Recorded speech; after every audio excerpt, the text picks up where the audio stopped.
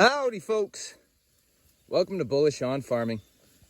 Today's July 8th and just moved the cows into a fresh paddock. We're now on the last two fields of our farm that haven't been touched yet. For those of you who've been following us, we brought the cows back to our chicken/pig field to mow the grass for the chickens and get some feed out of it along the way, while also fertilizing that field for all the vegetation that's going to grow out for the pig rotation. So we really love that system that's going on. Here we are now back at our second last field of our first lap, and we're tightening those paddocks up as if we were on our second lap already. And it feels good. This particular field here with less control with the water, as I only have one valve, and although I have an extension line to move the water trough, it's really along the shortest edge of the field. So these are long strips. And for this particular pass, because we're looking to have a high impact, high density graze, I have just been tracking back to the water with two pivots of the trough. So we're not going overboard with the impact where the water sits. You can see we got thick, lush feed, and a lot of this stuff that's gone to seed, the cows have stopped wrapping their tongues around it, but it all gets trampled down into the soil and those seeds drop into the seed bank. And with the high impact graze, we have a high concentration of manure distribution. And so that is a formula for fertility when you're combining it with carbon. Let's take a look at the previous paddocks that have been grazed somewhat differently, not too much. I really like how we just grazed this one. And it was a 24-hour period, and it was a longer paddock than what we started out with, because that section shortens up over there. So maybe the size was just right. But in the previous paddock, I let the cows in for a day and a half. I had an emergency, so I couldn't actually move them in the evening, and they, had more impact on that paddock than I would like. But that's what's great when you're working with, day rotations, is that you overgraze one paddock. It's not the biggest deal in the world. So this is what we're looking for. Still a lot of feed yet, but it's been trampled, laid down. And at this time of the year, why do we want that? Because we want to be capturing as much moisture as we can throughout July, August, and September to really allow this field to express itself once again, but trampling down enough of the grass that isn't eaten so that we're doing a reset and allowing what wants to come up, which will be the summer grasses, the warm seasons, to have the opportunity to fully express themselves while still having vegetative cover, right? We don't want to see bare soil. And I did contemplate leaving the cows for another 4 hours in this paddock because I know they could have still got some good feed from it, but I wasn't going to sweat it. I got things to do today, and we just decided to move on. Let's take a look at the previous paddock. A little bit harder than I would have liked, but like I said, there was an emergency. I couldn't be back. That's life. And so we got a lot of trampling going on. It's not like we did bad work here. It's just not optimal from my observation. Sure, there's less things standing, and I know that some guys really like that. But when you keep the cows in long enough, they're going to be grazing certain areas particularly hard, and that's going to expose some bare soil like that. So it's just a small section. It's not like it's happening everywhere. And again, I wouldn't say that this was terrible, but just to my eyes, with how I like to graze, it's a bit harder than I'd like. That's not to say that this isn't going to bounce back well, and it'll be a good comparison paddock to what we've done in this field in the other paddocks. So this is the first paddock we were in. This is another 24-hour period. And, this field grew out well, but it also had May, June, July. We're now at the 8th. So it had a lot of time to express itself in the spring flush.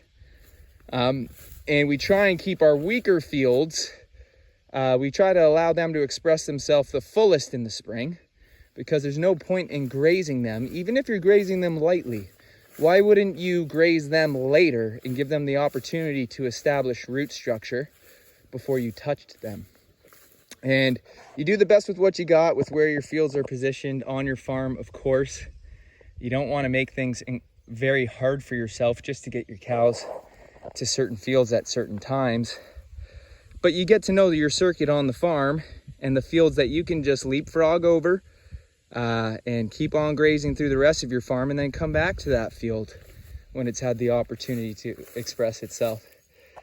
So yeah, we're happy with this section as well.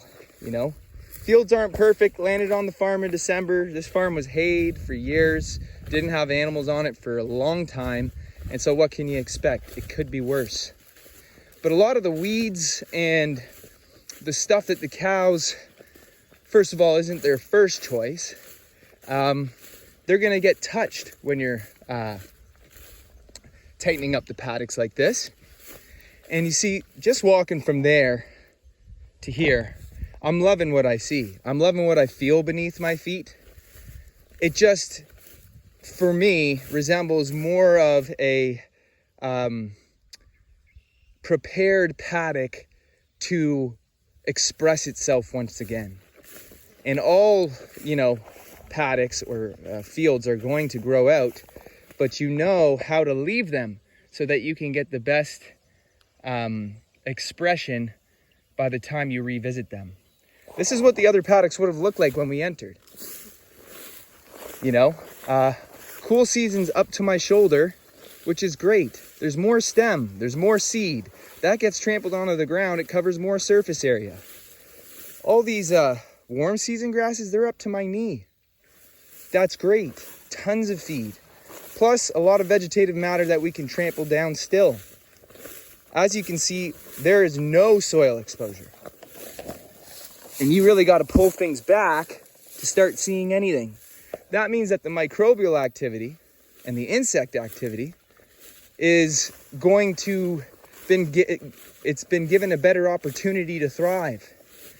And when your soil is shaded and it's not burning up on those hot days with solar exposure, you are not killing off life forms, and you're allowing yourself to capture more moisture, which is also great for microbial activity and life forms.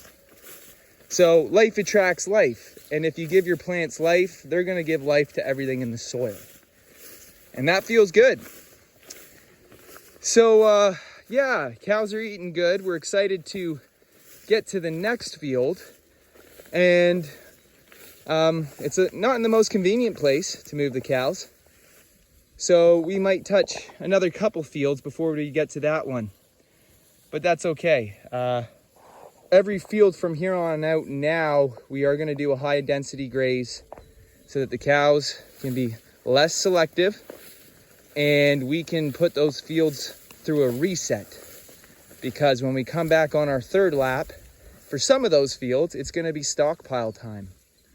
Time to graze those fields that have been stockpiled.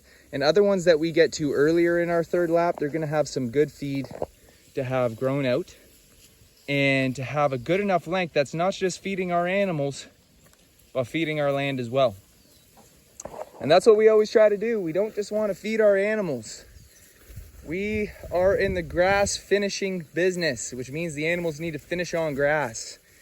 And if the fields aren't fertile and don't offer us the best feed conditions that they can, then they're not allowing the cows to both eat and do the work in increasing fertility through things like high density grazing when we trample, right? If there's just 6 inches of grass, chances are the cows are just going to eat most of it. And even if you get some trampling done, I mean, what's 6 inches of vegetation really going to offer you? Now, when you have 12 to 18 inches of vegetation, you're covering 2 to 3 more times the surface area of the soil, which means that you're likely feeding your soil 2 to 3 more times with the vegetative matter and decomposition mixed with the manure distribution. And that's why I've said in the past, you have a formula for fertility. So when the grass is long and the cows are sized right, it all does the work for you. And that's the beauty of grazing. So anyways, folks, I'll cap it off here. I'd like to say thanks for stopping by and God bless you all. I'll see you on the next one.